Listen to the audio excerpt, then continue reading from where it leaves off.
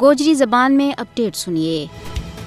بھارت اپنے زیر تسلط جموں کشمیر پر اپنا غیر قانونی قبضہ نہ مضبوط و مستحکم کرنے واسطے قانون سازی کی حکمت عملی استعمال کر رہی ہے۔ یہی وجہ ہے کہ کشمیر کی متنازع حیثیت نہ ختم کرنے واسطے آئینی بھان توڑ کی جا رہی ہے۔ 5 اگست 2019 تو بعد بھارت کی طرفوں متعارف کرایا گیا قوانین جموں کشمیر پر اس کا غیر قانونی کنٹرول نہ مضبوط کرے۔ 5 اگست 2019 تو بعد قوانین میں جڑی یک طرفہ اور من پسند ترمیم کی جا رہی ہے، اس کو بنیادی مقصد کشمیر کی آبادی کا تناسب نہ تبدیل کرنا اور لوگوں کی زمینوں پر قبضہ کرنا ہے۔ مودی حکومت کشمیر کا قانونی اور ثقافتی ڈھانچہ نہ مٹان واسطے ہر ممکن کوشش کر رہی ہے۔ مودی حکومت کا ضابطوں کو مقصد کشمیری مسلمانوں نہ سیاسی تے معاشی طور پر دیوالیو کرنا ہے۔ کشمیر میں ہندوستان کی طرفوں متعارف کرائے گئے ہر نو قانون کشمیر کے اندر چلن والی آزادی کی تحریک نہ خاموش کران کی کوشش ہے۔ کشمیریوں نہ قانونی طور پر زیر کرنا